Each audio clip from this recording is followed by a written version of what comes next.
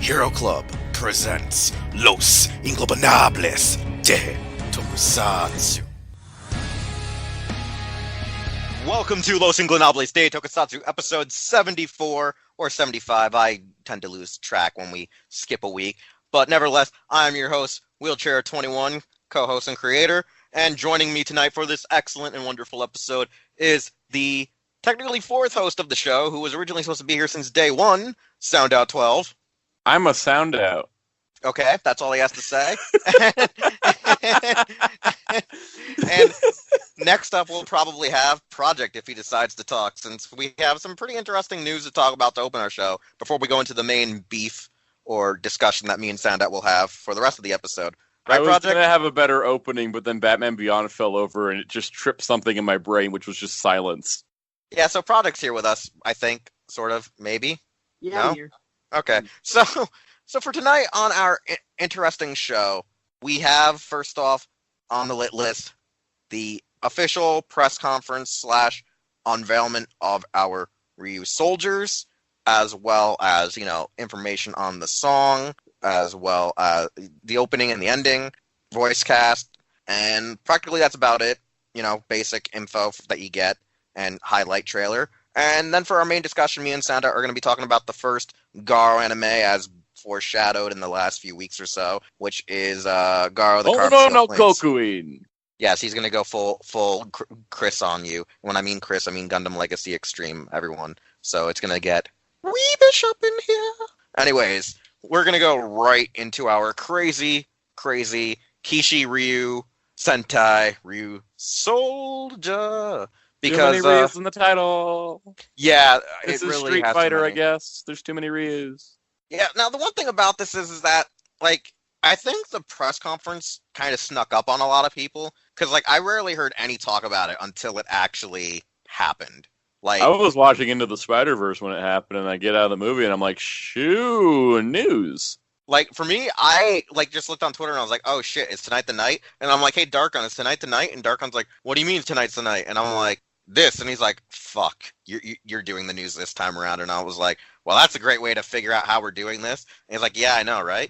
So this is the crazy thing about it was, I think a lot of people slept on it. I really do, except for the people that were able to get their hands, firsthand information there, like people who live in Japan or people who have, a contact to keep them up to date. I think mostly it's because, one, if you listen to our first episode when the Ryusoulger scans first came out, we were not actually too happy with it. But nevertheless, we have our main five. We have Hayate Ichinose, who is Ko, Ryuso Red, Keito Suna, Melt, Ryuso Blue, Ichika Osaki, Asuna, Ryuso Pink, Yuto Obara, Toa, Ryuso Green, and Tatsuyu Kishida, Banba, Ryuso Black. These are our main five. They are our heroes. They are our, senshi until we get the extra characters within our first 10 to 15 episodes. And they'll have the supporting cast of Mitsuru Fukikoshi as Naohise Tatsui, a paleontologist, and his daughter Ui Tatsui, played by Mana Kinjo. Honestly, these seem to be, for majority of the cast, they seem to be fresh new faces. With Mitsuru Fukukoshi, I think this is his first tokusatsu, a main role, but I think he has had cameo appearances in previous seasons. But most filmography right now has not been up to date to tell us, more about them. So for our main cast of actual human actors, what's your overall thoughts before we go into the three known voice actors? They finally cast a man in Sentai. Ryuso Black is a man. We're not talking man, person over the age of 18. We're talking a man. This is a 90s toku casting kind of thing here. And it's awesome. And I really don't have anything else on the other four. I don't really care. Ryuso Black is a badass. And I can't wait to see it. It's funny, too, because here's a fun fact. When all of them launched their social media pages, on Twitter, their actual Twitter accounts, he was originally the most followed person before Red and Pink undercut him, undermined him. He was the most followed of all of them. Of course he is. He's the most attractive of the whole cast. A lot of people are comparing him to, ironically, Guy Yuki. For some reason, they see a lot of Guy Yuki. It's the haircut. It's the haircut and the dark skin. That's kind of weird, but I kind of see where they're coming from, too. And just it's mostly the that. overwhelming amount of manliness. The But yet I'm older than him. I'm younger than him, but I know. he's my new role model. I know. I'm older than him by like 2 weeks. Literally, he's an April child. But he looks older than me, but I'm older than him. That's the weirdest shit ever. I also find it funny though that like everyone is hating on the cast except for him. Like he is literally, in a sense, everyone's like husbando, whether you're gay, straight, or unconfirmed. Like it's Like seriously like, though. What's going on here? No, like when I saw the picture, my eye drifted straight at him because he's like taller than everyone, he's better looking than everyone, he's older than everyone, and I'm just like, yo, who that? And even when I showed the picture to my mom, she was like, yo, what's up with that Black Ranger? So, Product, your thoughts on the main 7 cast members so far? Hey man, if was it Ryusoulger Black? Yeah, hopefully he doesn't die like what happened to Guy Yuki at the end of the show, because he's awesome. But other than that, I don't know yet. I'll give it 6 episodes as usual. Yeah, no. Other than that, though, the other cast that we got was actually kind of interesting because early on there was a weird thing going on because at the time the actual full-on 2-minute trailer was region blocked to North Americans, and people who either were fan subbing it at the time knew the full depth of it, but as early information was being leaked, we only knew that these 3 voice actors were part of the cast. First off, people immediately noticed the first 2 names, Terasama Masaki, better known as Shadow Moon and Kintaros, and Joji Nakata, General Bios from Live Man. And like when it first came out, the first original inklings was that they're the voices of the mechas, like the mechas talk. Or at least that's what the original concept was when, the cast was being read off and, you have your quick fan subbers trying to translate it as was happening on Twitter. Then it gets clarified that no, only Terra Migo, the main red dinosaur, supposedly may talk when he's fully summoned as Kishiryu 3 Knights. Like, there's no full depth yet on if all the others are going to talk, like Alba Ranger, but there is high speculation where he will be voiced by Masaki, so he's voiced by Shadow Moon / Kintaros. Joji Nakata, which people thought was voicing the Stegosaurus, is actually voicing the first general that appear on the trailer, known as Tank Jo. And then the third voice actor, which is a voice actress, Ryoko Shirashi, who her best known anime role that I saw from her filmography is actually a new returner from Gundam 00, will be playing the female villainess known as Cleon or Creon. We don't know the full depth of if the romanization will be solidified as the R or the L from Toei at this time. So that's what we got. 2 of our villains and 1 of our, mechas, or the mecha thus far. Projects and Soundout led off first. You're going to give your thoughts on the 3 voice actors. Damn Red Ranger mecha taking over everything. Oh, Project first, though, Soundout. He's not going to speak. Then I'll speak. Fine. You speak if Project's not speaking. I just like the Red Ranger mecha being the one that talks is like very much like what I was afraid of. When it was the toy scans, I was like, this is going to be a red focus season. It should be a black focus season, but whatever. Shadow Moon being back is awesome. Bios being back is awesome. I wish the generals of the monsters looked better, but that's something that we'll sort out later. Tank Joe looked alright, but I haven't seen full clear images yet of him. But what I saw, he looked okay. I would have preferred if this was going to be the plot twist where Bios was, just Joji Nakata as Joji Nakata again.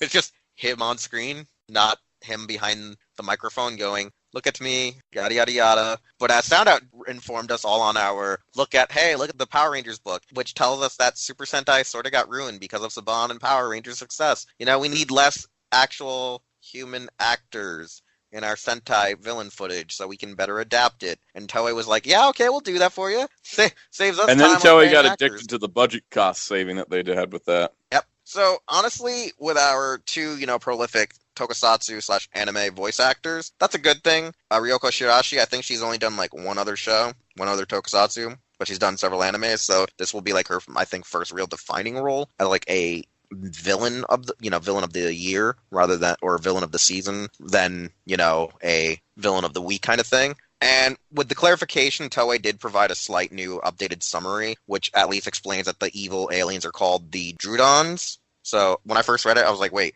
Drudagon? And they're like, no, Drudon. And pretty much the concept is they either cause the full-on extinction of the dinosaurs, or left when the extinction process happened, like when the meteor fell, they retreated, and then the Ryusoulgers of the past were like, well, we better prepare for the day they decide to return. That's the best we know thus far. We also know that Junpei Yamamoto is going to be writing the series. It's his first time doing the Tokusatsu series. Kazuya Kamaharuchi is going to direct the show. He's done a lot of Kamen Rider series and films in recent years. Shinya Maruyama did Pretty Guardian Sailor Moon, will be co-producing with the Ghost producer Kazuhiro Takahashi, as well as Project R member Tomohiro Hanato will be performing the opening song, while Sister Mayo performs the end credits. So for the staff and production side, what do you have to say?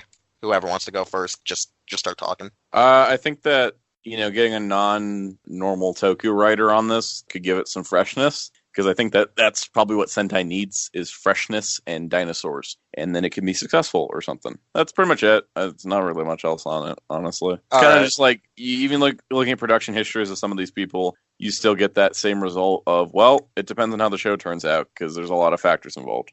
All right, Product, you got any things to say about the staff and production? Well, like Soundout said, like they're not. It's like the group, the writers are not usually Toku writers, right? Yeah, the head writer this time is not a Tokusatsu writer, whereas returning like producers have done like Tokusatsu series like Pretty Guardian Sailor Moon and Kamen Rider Ghost, as well as the director did like the most recent like Kamen Rider Generations films. Well, the fact that the head writer is never not outside the box thinking, which is good. So it gives it hopefully they gives it a fresh kind of like, I don't know, perspective. So we'll see. We'll give them a shot. If they're garbage, they can always switch them out halfway through the season. Or if you're Zio, 15 episodes in. Here's the thing, though. That's the funny part, is that the co-producer of the series, Takahashi, the former producer of Kamen Rider Ghost, he was actually the one that was switched out during the halfway point of the series. So let's take that with a grain of salt, that one of the co-producers might be switched, or both might be switched by some point in this series, which is going to be either good or a bad thing, depending on what's going on. Also, during the press conference, they revealed the title of the show, like the show's themes haven't been fully, I think, solidified on the internet yet. They were just saying that Tomohiro Hanato and Sister Maya, members of Project R, are doing the opening and ending. But at the show, they did the end theme song kind of dance and gig, actually performed by Mayo on stage, and a leak of that got online because, the Tokusatsu community likes to bootleg crap left and right. And supposedly, the song is very Sister Mayo-y, very weird, upbeat, very... Supposedly, like hearing it, it's pretty weird upbeat. It's like, in the sense of weird upbeat, it's like very girly, like, her Majiji, or it's very, it seems more like it's a little girl, magical girl series, you know what I'm saying? Like, it sounds like it could be Precure-ish, in that regards, than being, typical Sentai dancing gig. And the dance movements that are on the sequence, if you've seen the leaked video, are kind of weird compared to previous years, where air dry humping and weird old like crazy ass disco moves. We're not going to get air dry humping anymore after the Key Ranger controversy. I mean, there wasn't really a controversy until they added a minor to the show. See, children ruin everything. Says the baby of the call. Shut up. Says the youngling. I'm still 23. Ryusoulger Black is my role model. So overall, though, I don't know what else to say about Ryusoulger. Is that we got some good stuff on the horizon. It's actually making me a little bit more intrigued for this series, seeing that early on I was kind of indifferent. I mean, from the recent trailers, though, we got to see that Teramigo actually can run, so we got that one wish we wanted when Yumi and Mooch were talking about it on the previous episode. And I also find it ironic that we made so many references to Ginga Man in a previous episode, and then everyone now is making the same references we did, Well, it's because they're doing the sword thing. But I don't understand, like, just by doing that, everyone's like, Ginga Man, when we were like, the story sounds like Ginga Man. Everyone's like, they're doing swords, and I'm like, wait, that's what triggered you all? Mm-hmm, because it's always visuals with these people. Is this a JoJo reference? Yes. I thought so. And hopefully that doesn't cue Mucha showing up at this hour of the night. It usually doesn't. Anyways, with that all said and done, I think we should just move on to our main topic, which is, me and Soundout are going to look at the entirety of GARO. Say it, Soundout. Honoo no Kokuin! The first GARO anime that released in 2014. Now, ironically enough, I keep forgetting that this was 2014 and always assume that it was like 2012, 2013, and I'm always like a year or two off. I'm always like, no, it happened this time, when it actually happened a year or two after. I always assume it to have occurred. And interestingly enough, it's one of the first GARO projects to actually be officially licensed in fricking North America. Like, it's an astonishing thing because first it gets simulcast on Crunchyroll when it was like, what, maybe 10 episodes in? Was like they picked up the simulcast like a little after it had already began, if I recall. Like, or they just immediately put it on their streaming services like right as soon as it finished. Like, they were really quick to it, and then Funimation picked it up like a couple of weeks after. It was like a really interesting time because like I was like going, oh god, does that mean the Tokusatsu's coming too? But then it took actually a little while longer. Another thing about the anime, like some, like at least some visual notes or story notes going into this, was that they tried to make it feel very season one. Like, it feels very phase one Garo-like in the terms of storytelling. So if you've seen all the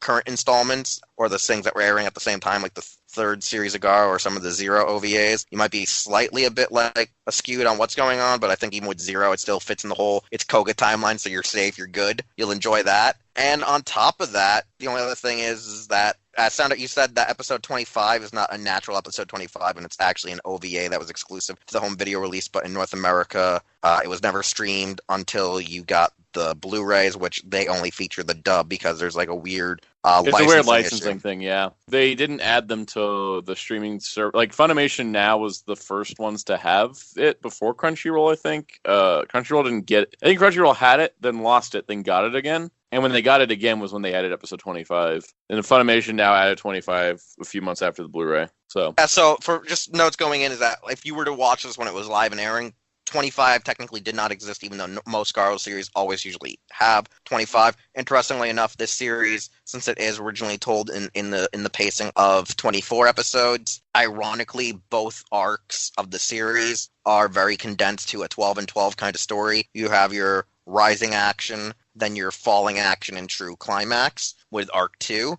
And interestingly enough, this series, while building off of meta that pre-exists, it actually adds to the meta and lore of the universe, because as we go on in this series and talk about it, it actually talks about how the bloodline of a Makai Knight can have it that the armor can transfer to anyone, whoever it sees fit to wield it. So if Me, Product, and Soundout were all of the same family tree, but different branches of it, and the Garo armor was like, I don't see you fit as a wearer anymore, they could easily just grab the sword and it might just respond to them immediately. Like, they could just grab it and swish it, and there, boom, that Makai Knight. So they talk more about how family branches can, like, dissolve and erase itself with the sword itself, and yada, yada, yada. That's, like, a whole thing in this whole story. Like, it's a cool, in-depth thing when we get to it, but those are just some basic notes. And also, since this is an anime, it doesn't fall in the ideology of we have to stick to Japan, we have to stay in Japan. This goes and says, nah, bitch, we're going on a grand tour, and the first stop, we're going all the way to Europe, in Spain, during the Spanish Inquisition.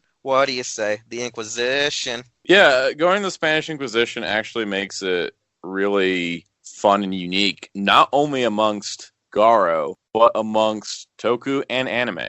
Like, this is a very unique, actually, media in general. A lot of things don't take place during the Spanish Inquisition in Spain, especially a Japanese anime based on a live-action tokusatsu series. Where they actually make sure to draw the characters like it's an anime while being in Europe. That's correct. Yeah, so all right, let's start with our actual story. We start off, like, right in amidst the heyday of the Spanish Inquisition.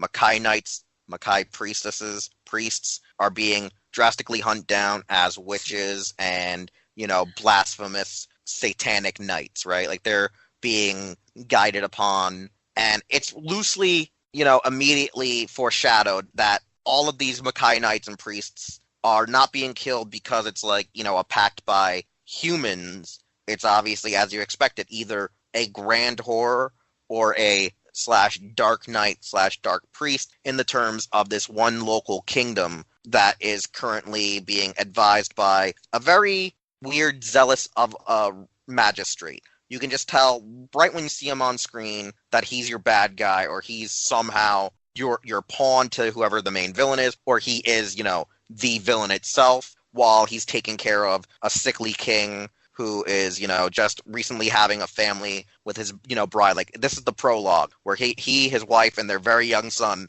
are about to watch a pregnant witch be burned at the stake, who, as she's burning on the cross, pretty much ushers one spell to make sure her unborn child is protected by the flames, as her husband, a Makai Knight, the Silver Knight Zoro, leaps in to rescue his son, who has these mystical tattoos of protection on him. And pretty much she says, this will protect you, my child, as well as help you in the days to come.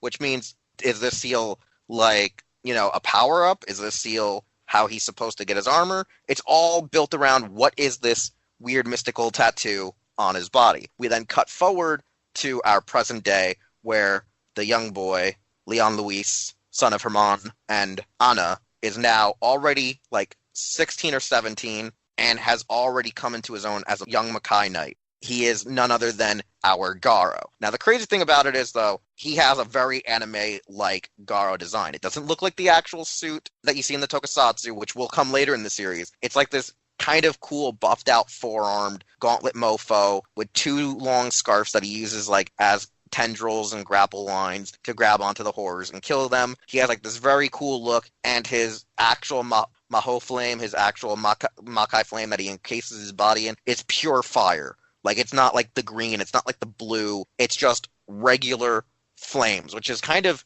eerie due to the fact that the series doesn't usually use that type of fire in their attacks until later battles, like later fights, do we see the basic green, the basic blue. His is just straight, like, burning red, like it's Phoenix Icky from Saint Seiya craziness right now. And him and his father are fighting their way back into the kingdom to take down this, magistrate / priest known as Mendoza, who the father already alludes to is a former Makai priest that was excommunicated from the order. Like, he's like the father's quickly putting two and two together. Like, he knows who it has to be, yada, yada, yada. And there seems to be a lot more shadiness. At the same time, the young prince is told by his mother to leave the kingdom as soon as possible because the mother suspects that something's wrong and that Mendoza might be afoot as to the reason why his actual father, the king, is dying or is as sick as he is. So she sends him off, and when she sends him off, she gives him the special crest / brooch that obviously is a key part of the known Garo armor that most fans have come to love and enjoy. And that leads Mendoza to realize, oh crap, this is another branch of the Garo line. So most of your first arc is actually the two cousins not even knowing they exist for a majority of the first, 8 or 9 episodes. They don't even know they exist. The only ones who know they exist is actually Mendoza and the third, our titular good Makai Knight, known as Gaia, an old man who's dying of most likely, back then, I would say, lung cancer. He's dying of some type of lung cancer because he's just vomiting blood every minute when he's not on screen with Prince Alfonso, training him to become his heir to replace his son, who was brutally killed by, I think, horrors. So for him, this is his one last chance to make sure the Gaia armor lives on to hopefully fight alongside the new Garo. Gaia knows Herman survived. Herman does not know, the Gaia armor survived. He just knows that, one, the Garo armor is still out there with Herman, and he's trying to make sure Alfonso is there to help back up his cousin, whether they meet or never meet in the fight for the return of the Makai Order.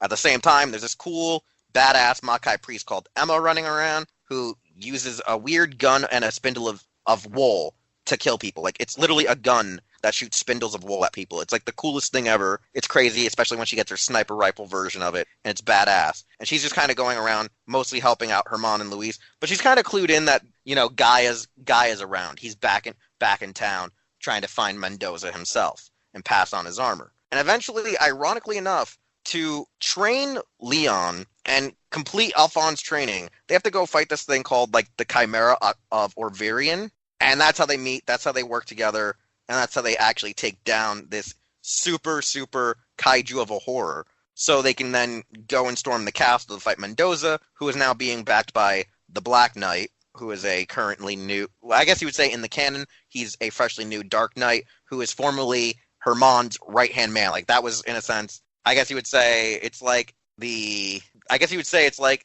Koga and the Ray, You know how Garo and Zero were? Zoro and he were once bros. They were inseparable partners, even though they kind of sort of hate each other, had a weird rivalry for each other. And he fell to darkness trying to protect Herman and Anna back in the day when Mendoza first set forth with his plan to just eviscerate everyone and start the actual Spanish Inquisition. So Herman has to fight him. Alfonso and Leon go after Mendoza. And it leads to this crazy thing where Leon loses complete control of his armor, goes into like a very feral Garo-like form like we've seen in the Tokusatsu. Now it looks like a Ghidorah-like thing. Shin-Metsu Jusin's form. Pretty much. I forgot the name, but I just remember it's called the Beast in the pretext, you know? Yeah, like I remember it only because I have the figure of it. Yeah, so he turns into it, and pretty much Alfonso has to beat the crap out of him to save him before he's completely corrupted or has to be killed. And he takes the armor away from him and stops Mendoza's plan and kills him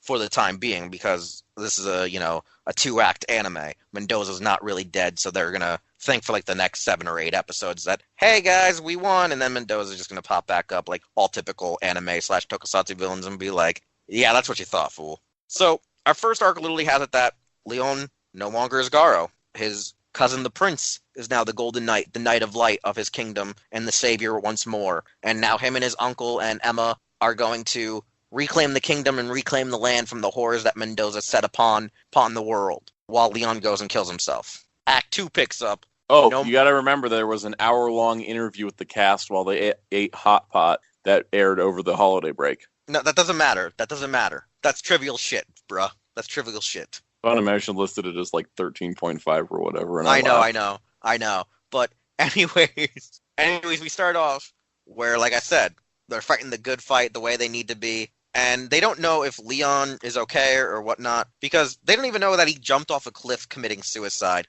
knowing that he's no longer Makai Knight, where he's picked up by, these bum-ass farmers who are pretty poor, who took him in, and they somewhat have a liking for him, and he somewhat learns what it means to love, to be a part of a family, to know what it really means to be a Makai Knight, to protect those that need protecting, to protect humanity. And ironically enough, as the opening and the credits kind of bill it that this girl Lara that he meets is his one true love, yeah, well, it's a plot twist because they brutally kill her and her entire family in a horror attack, and Alfonso is not able to save them, which causes Leon to get the drive back that he needed to be the one true Garo. So when he beats his cousin...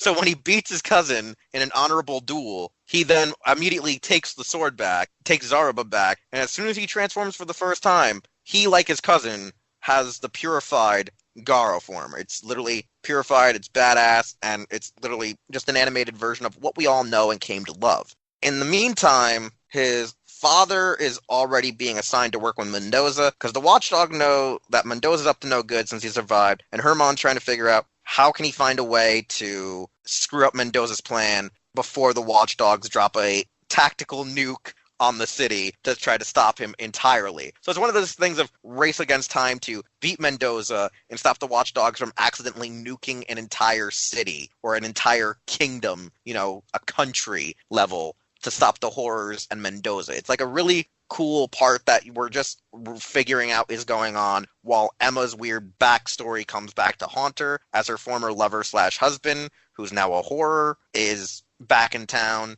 and she's trying desperately to ever so kill him, which leads to her robbing the cradle by sleeping with Leon, as there has been so much sexual tension building up between the two since their first interactions on screen, while the father's knocking up an innkeeper. And it's just crazy because Alfonso's the only one who's not getting his dick wet. Yeah, essentially. And it all leads to finally, Leon having to briefly fight his father to realize that his father's actually doing all this stuff to make sure they can get in straight to Mendoza. Mendoza's right-hand girl who's a loyalist maid to him, who's been secretly helping him kill the royal family, joins his evil cause entirely and gives herself to his horror armor. I forget what they actually called it, a Mado or some Mamen or Majin or some kind of armor that literally it feeds off of your hate, your anxiety, your weird feelings until it literally just, decays your body and just kills you. And so like she has to fight Alfonso and Emma, and Mendoza is left to fight technically first Herman Azoro and technically beats him with a horde of horrors.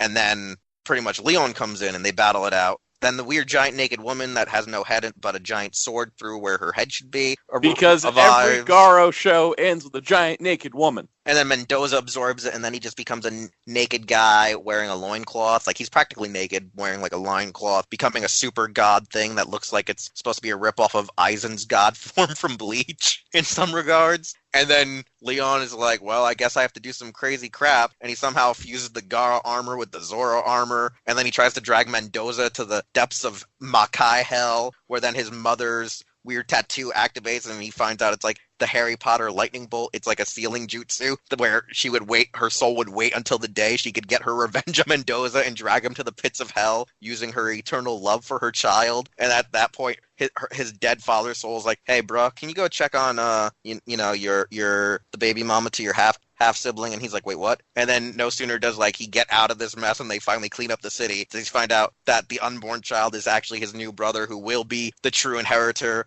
of the Zoro armor, while Emma's like, so yeah, I'm leaving town. And Leon's like, so what? We're gonna bang when you get back? You expect me to follow you? Like, how are we doing this? Is it gonna be a long distance relationship kind of thing? And then Zarba's trying to play peacekeeper here because they're both trying to kill each other now. Neither of them know how to do this, because she's like, well, it was a one-night stand. And Leon's like, I'm pretty sure there's too much sexual tension still pent up in you that it's not going to be a one-night stand. It's going to be 5 or 7 more with 2 kids on the way. And Alfonso is just like, man, too bad all the chicks that love me were drastically and brutally murdered by the evil handmaiden. That's why Emma was trying to get away from him, so she wouldn't get brutally murdered. No, that was Alfonso. Alfonso's the one where every woman that loves him dies. That's why Emma was... I didn't mean anything different. Oh, she was trying to get away from both of them. It's like, yes. You guys are cursed. Whatever woman wants you dies. I need to get out of here. I need to leave. And then the final episode is just her hanging out with all these orphans from previous horror attacks that were living with another Makai priestess who died of pneumonia. Yeah, that's how it ends. It's a weird epilogue of, look at Emma's cool adventures. Hey, and guess what? At least this epilogue episode didn't provide a plot twist so drastic that it changes your entire perception of the series. Wait, well, that was Crimson Moon. Crimson Moon's bonus episode literally brings in a plot point and a plot twist that was never alluded to whatsoever in the series, and it changes your entire perception of the show. Interesting. So let's talk about this, the actual anime, rather than going off to its sequel. How do you want to start? Since we probably should just, talk about things that we like, specific episodes, character development, whatnot. Just try to find a common order so we're not jumping all over the place. Let's talk about the Knights. Okay, so we'll talk about the Knights. Where do you want to start, Ben? Let's start with Alphonse, because Alfonso's just the weakest of the 3, to be honest. Character-wise. While he is the weakest character, they do some really stupid shit where he gets the Gaia armor, then he gets the Garo armor, then he keeps both armors, and he's just like, yeah, well, fuck you, Leon. You don't deserve any of these armors. I'm not sharing. Yeah, no, he's not a sharer.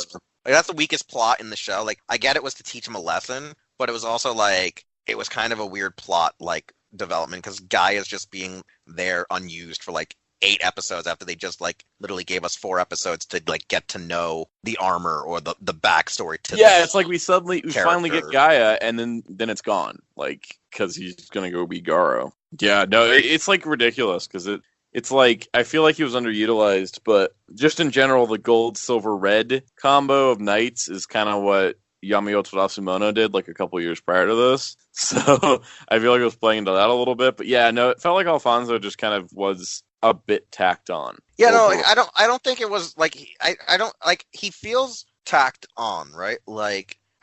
He feels tacked on in some regards because he's just this bland, true, heroic knight and prince. He's not supposed to be a dirty prince. He's supposed to be that one kid who was born, who was raised the fable of the knight in shining armor.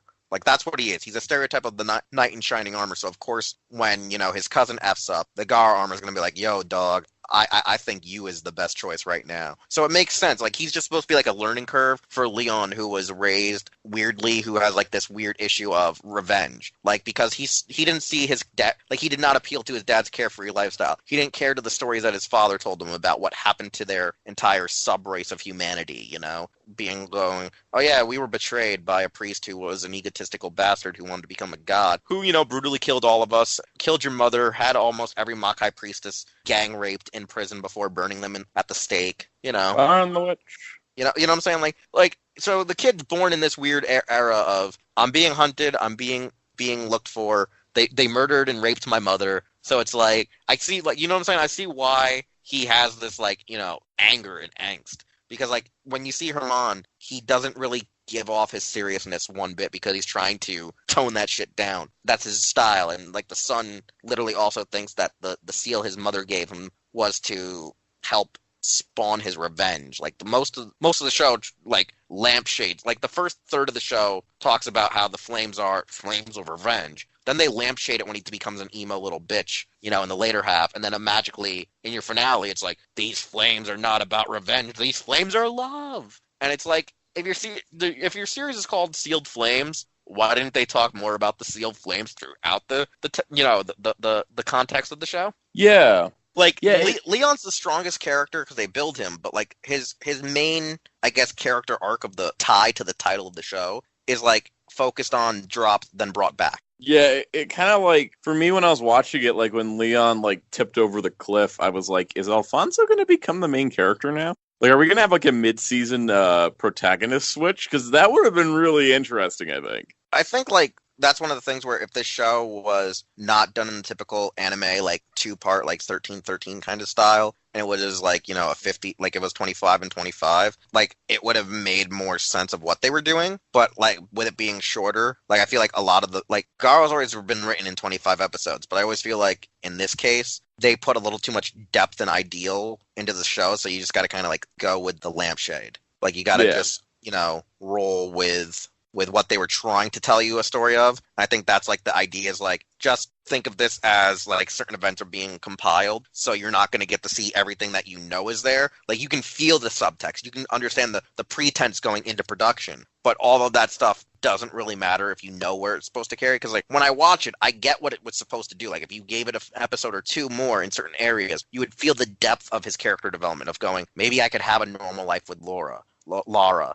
Or, you know, I need this armor back. Because, like, as soon as she dies, the next episode is just he reclaims it in, like, the first 9 minutes of the episode. Yeah, like he gets it back super quick without having like, to it's really not, fight like, too much. Like, the episode isn't, like, a full episode of him just training against Alfonso to reclaim the armor. It's, like done. So it's, like, I feel like maybe one of the biggest issues, which was actually some of my favorite parts, was it was written very Phase 1 Garo-y, where there were like a lot of these sub-stories of episodic adventures where they were dealing with how horrors affect people in different cases, like the one kid possessed by the toy or whatever after witnessing his father get brutally murdered. The girl's brother who was actually like enslaved as a child slave who, you know, was beaten on a boat and came back to like kill kids for some reason. Then you have the doctor where the Makai priest, that like it's alluded that a Makai priest had sealed away a horror in a book, and the guy was dying of the Black Plague, and then a guy murders him, and then the horror possesses him, you know, because the priest wasn't there to tie him down.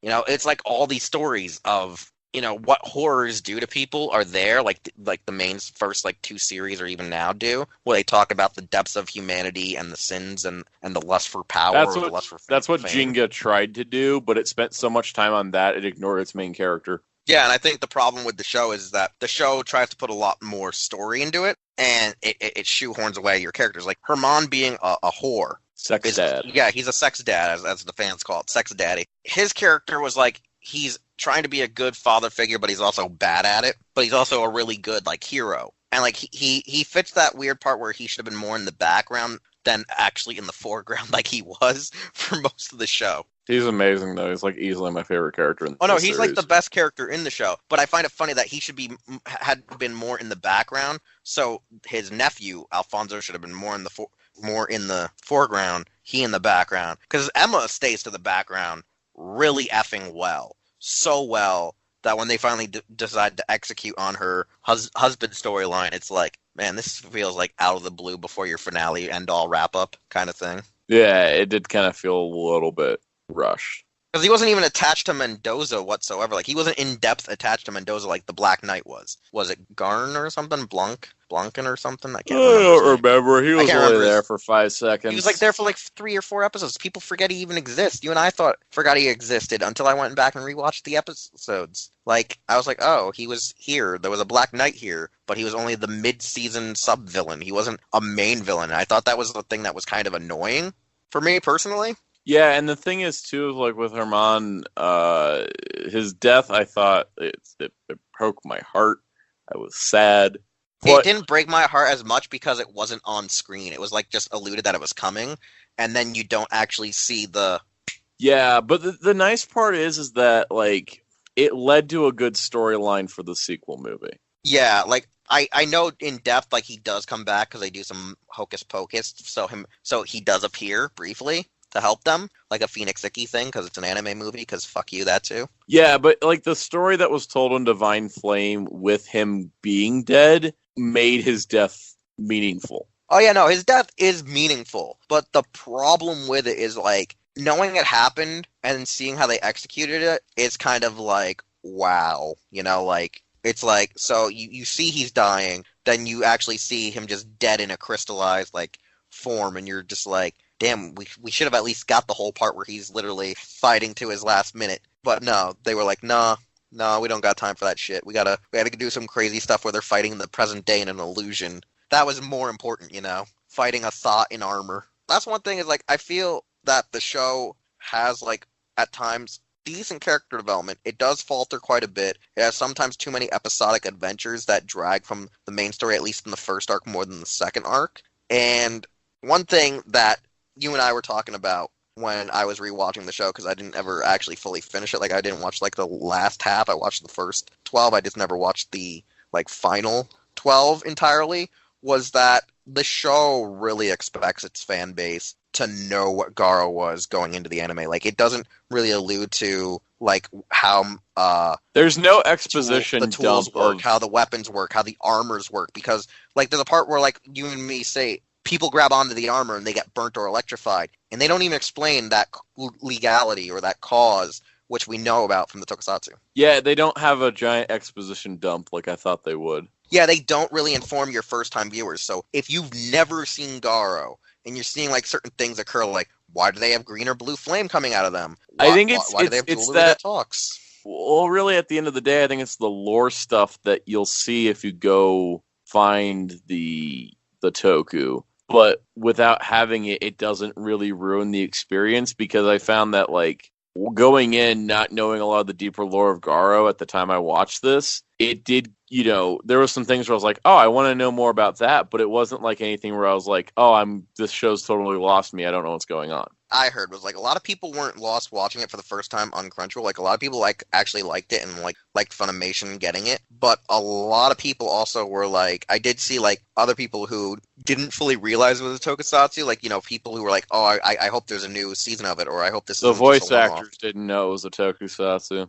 Oh yeah, the English one didn't for sure. Yeah, like it's funny because on the actual the commentaries on the Blu-ray for the show, there was always one guy on the cast that was like, "Hey guys, did you know that this is based off of a live action series?" But one thing I was saying is that but fans actually like watching the show. I did see like on social media going, I don't get some of the things like how their attacks work. Like why does one have green flame? Why does one have blue flame? What's with the jewelry? Like what's the significance of a Makai priest? So it was like one of those things like people like when they started really enjoying the show and they didn't get the canon, and like even looking on Wikia, like they were kind of confused because they didn't realize that like some people didn't like immediately clue in that this is an anime adapted from a live action. Like some people didn't get that, and because at the time the first 2 seasons were not distributed in North America on Blu-ray, people didn't understand how torrents worked either. Like there were people that are hardcore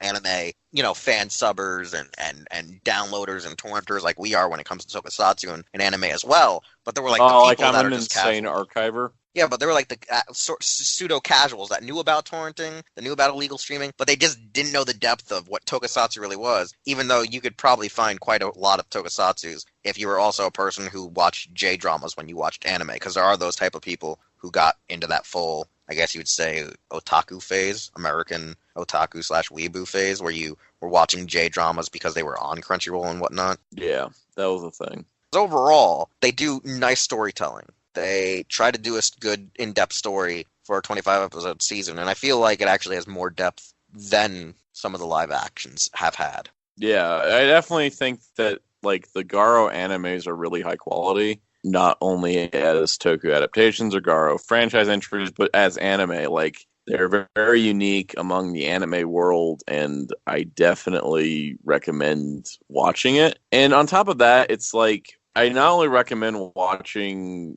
Honoo no Kokuin, but I do recommend Crimson Moon in the regards that it is a different type of series. And while it's not, I think, as good as Honoo no Kokuin and Vanishing Line are, it shouldn't be ignored either. There is some quality to it.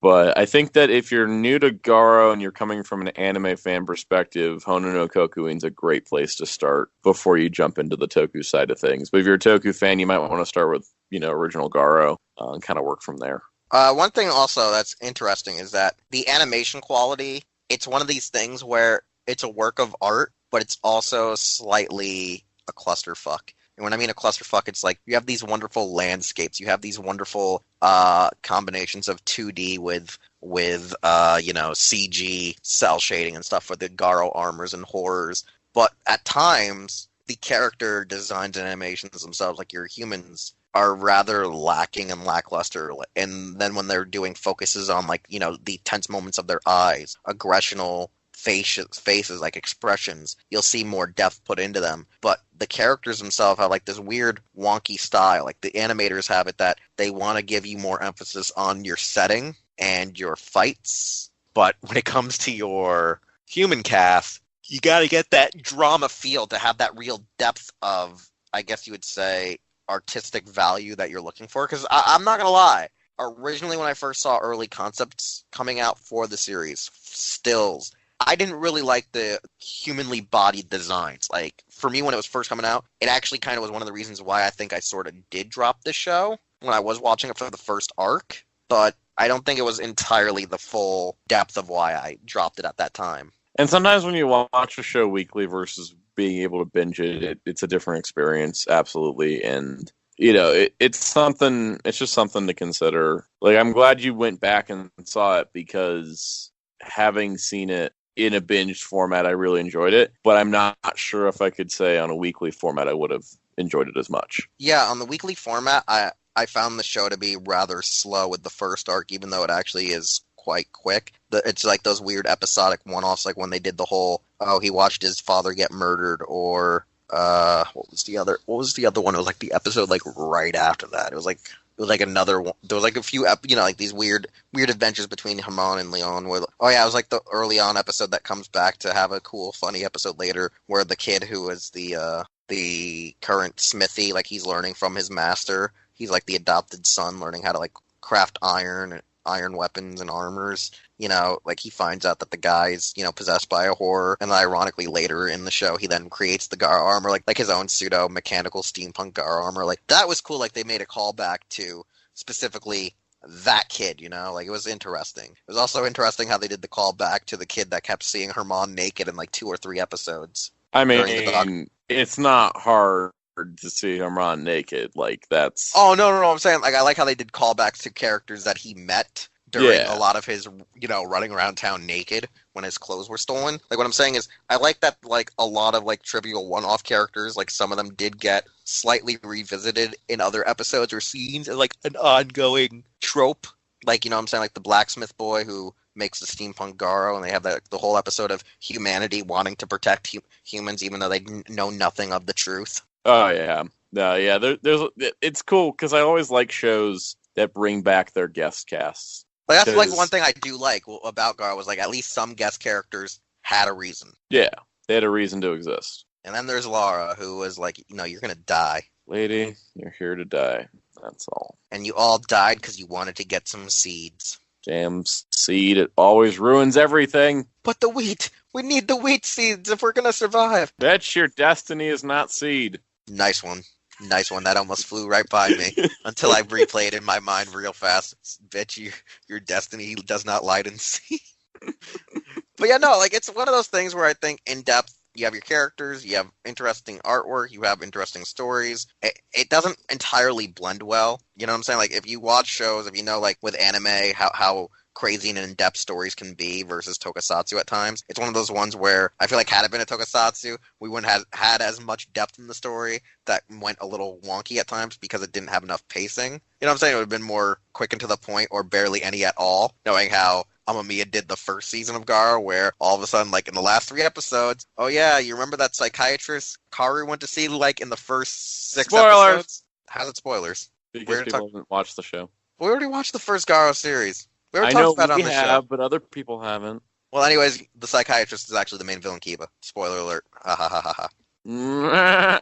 But yeah, no, as Soundout turns into Goat Boy.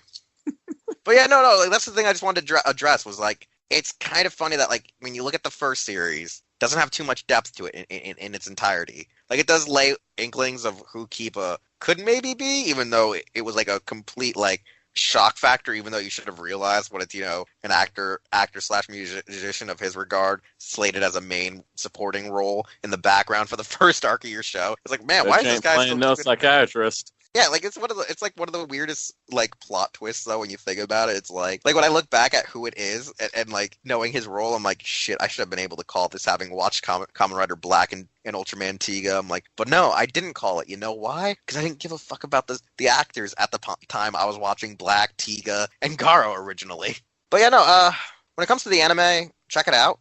It's good. You got Funimation. Crunchyroll no longer has the rights to it. Yeah, Funimation Now and Blu-rays, your options that we're going to tell you about. Yeah, because this time, support the official release. Please, for the love of God, support the official release. I need that GARO Crimson movie brought over, please. Oh my God. I'm pretty sure you're going to get it since they already have the rights to Crimson Moon and Vanishing Line. Yeah, I hope I want it like, you know, now.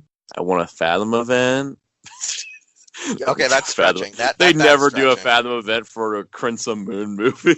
Yeah, that's stretching. If Vanishing Line got a movie, they might do it, because Vanishing Line is actually popular. Vanishing Line, I think, is the most popular anime, but in regards, it's the second most, because it's still the first one got everyone into the show, and the third one was the one that just was like, everyone was like, oh shit, the anime's good again, even though like Crimson Moon, I haven't seen it yet, but from what you explained, it's not as bad as everyone says it is, but to the average anime fans, oh no, it's bad by that standard. It's not as bad as everyone says it is, but it's not saying it's a good show either. It's still worth watching, though. It might, especially if you say the plot twist ending. That makes me go, what? Yeah, seriously, it blew my mind so much that I was in a coma for 2 days. Okay, I don't think that's true whatsoever. But overall, yeah, no, official release. Check it out. You got time, and you know their streaming services, whatnot. Who knows? Maybe one day Toonami might have the balls to show it.